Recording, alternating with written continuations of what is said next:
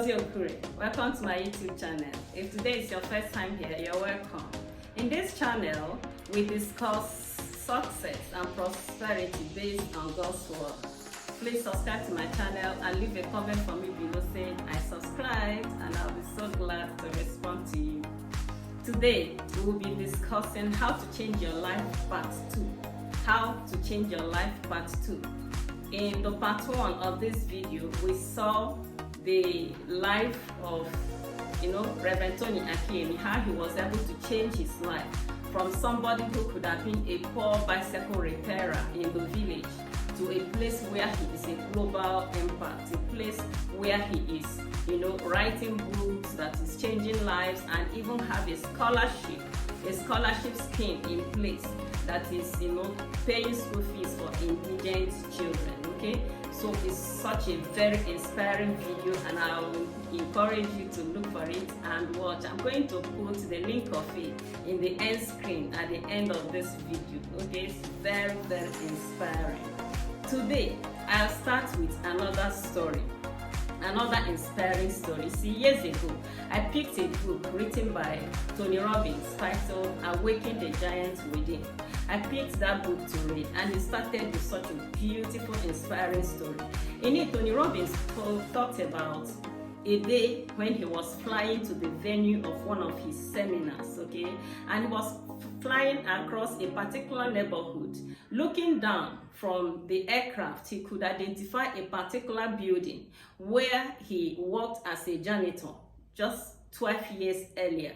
Okay, so he was flying to the venue of his, seminar, and as he was going, he noticed that there was so much, hold up, so much traffic down, and he reasoned, he felt that maybe there was an event in the neighborhood, and silently wished that the event, whatever event it was, will come to an end soon, so that it will not affect his seminar. But when he landed, and he was making his way to the venue of the seminar, it now dawned on him that there was no event taking place in that neighborhood, that the crowd of people he was seeing were people who had turned out to attend his seminar. 12 years earlier, he was a janitor, and today about 5,000 people had come to listen to him talk. What could he have done? Okay, I'll get back to his story. There was a story that was told in the Bible that is very relevant to this discussion today on how to change our lives. In that story, Jesus said that a good man, out of the good treasure of his heart, brings out good things. And an evil man, out of the evil treasure of his heart, brings out evil things. Okay, I'll tell it again. Jesus said that a good man, out of the good treasure of his heart, brings out good things, and an evil man, out of the evil treasure of his heart, brings out evil things. Okay, that tells me that our results come from our hearts. The good man brings out his result from his heart, and the evil man brings out his result from his heart.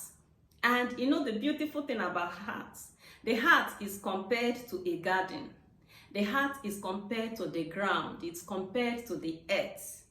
And the unique thing about the garden, about the earth, or even about the ground, is that the garden cannot give you what you did not sow there.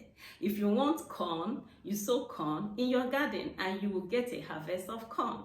If you want yam, you sow yam in your garden and you get a harvest of your yam. Okay, so you see, the cardinal law of life is the law of sowing and reaping. And that law says what you sow is what you reap. Okay, so let's get back to Tony Robbins. Now, 7,000, 5,000 people gathered to hear that young man speak in his seminars, and they pay sometimes $2,000 per participant, okay? And he was a janitor before then. What made the change? What was responsible for the change in his life that we can equally adopt today to change our own lives in any significant way that we want to change our lives? And I tell you what he said. He said that there was a particular year that he read 200 books in one year, about 200 books All these books were drawn from the fields of sales, marketing, counseling, and all such related disciplines, okay? Sales, marketing, psychology, and all such related disciplines. He read books, up to 200 books in such disciplines, okay? Now, after he has continued to read and read and read and read so many of those books, at the end of the day, the harvest of the knowledge that he had been imputing into his heart, okay? Remember that you sow seeds in the garden before the garden will give you harvest. You sow seed in your heart before your heart will begin to give you results, okay? So after that young man had continued to sow seeds of knowledge, reading, several books, hundreds of books, then the harvest now began to show up. The harvest began to show up in wisdom, in knowledge, in insight, in experience that he will tell people that can help people to go and solve their problems. And that's why they're paying him thousands of dollars to listen to him in his seminars. How does that apply to us? You see, what he did, we can do. The same thing is just like the farmers in my village, the gateways into the farm. When you're going to the farm, most times there is a pathway that will lead into the farm. The pathway that leads into our heart are the pathways of our eyes and our ears, okay? So a man who wants to change his life in any significant way will make sure that he begins to sow the seeds of that thing. He begins to sow the seeds of the change he wants to see. For example, for a man to become a doctor, he sits down for 6-7 years, reading books, eye gates. From his eyes, he's reading information into his heart. And from his ears, he's listening to audio messages, audio tapes, audio seminars into his heart.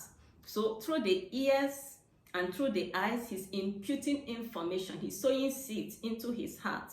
Remember that I said the cardinal law of life is a law of sowing and reaping.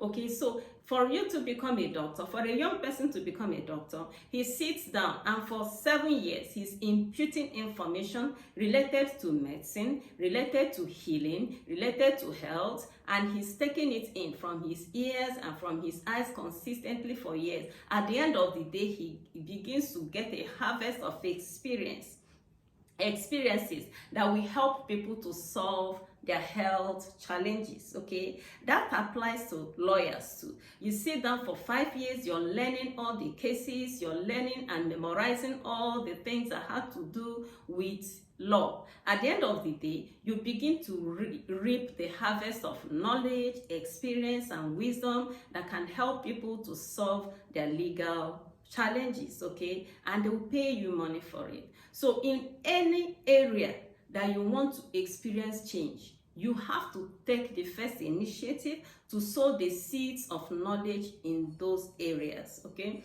You know, there was a day I wrote an article, I wrote a post, okay, in one Facebook group, Hair Start Africa. I wrote a post in that group that attracted a lot of attention. So many people commented, so many people viewed it, and I remember there was one particular young girl, okay, out of the many people that sent me friendship requests, there was one young girl, I think she's a teenager, she's less than 20, that sent me, you know, a friendship request, and I accepted. And because she followed me, the kind of things she said, okay, and gave me her phone number and everything, and I mean, the motherhood instinct in me was activated. She's just a sweet little girl. But, you know, for a couple of years now, after that post, 1 or 2 years now, I see that girl consistently in Facebook. She's been posting things that has to do with marketing, things that have to do, she calls herself affiliate queen. You know, you see things that have to do with marketing and, you know, copywriting, all those, you know, online stuff, okay? She's been consistently doing it, and she's getting better by the day. She's getting better by the day. After reading her last post that she wrote, I was so impressed. And do you know that they have started calling her to feature in seminars along that area that she has been learning. Okay, at the end of the day, this girl will begin to make a lot of money, and it's going to be for a lifetime, because for each year she's getting more experience, and she will begin to earn well in that area.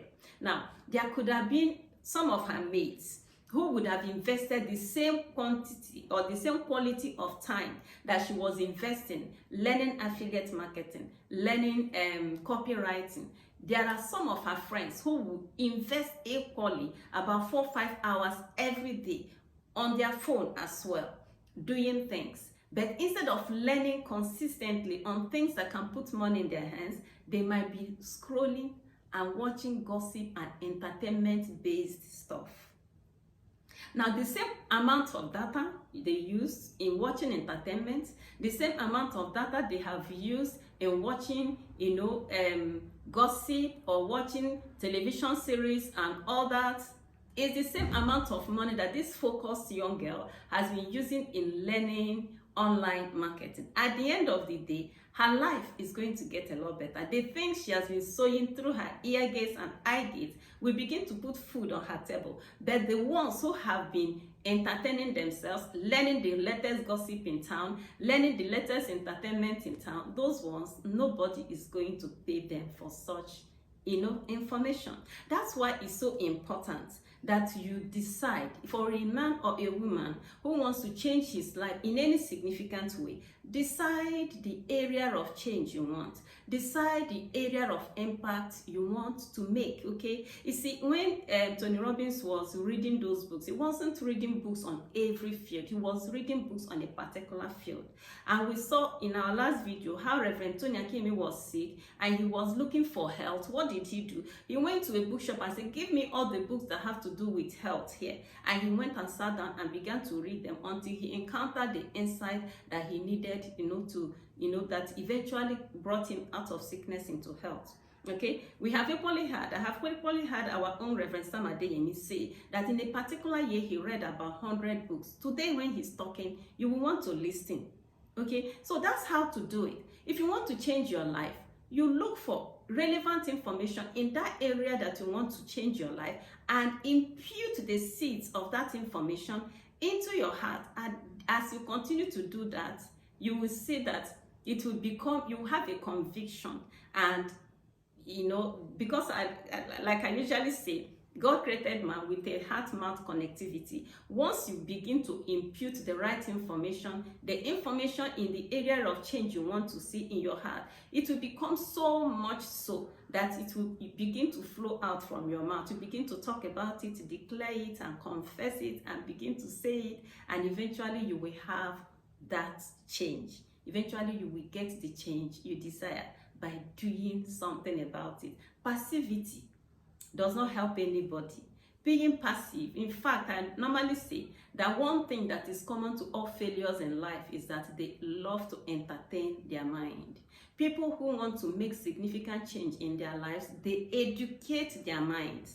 But poor people, failures generally, entertain their minds. Where do you fall? Where do you fall? Do you want to be a failure, or you want to change your life in a significant way? If you choose to change your life in a significant way, then you know that you must have to be somebody who is proactive, somebody who is upwardly mobile in seeking knowledge and in getting the relevant information that you need to be able to assess the change that you want. I hope this helps.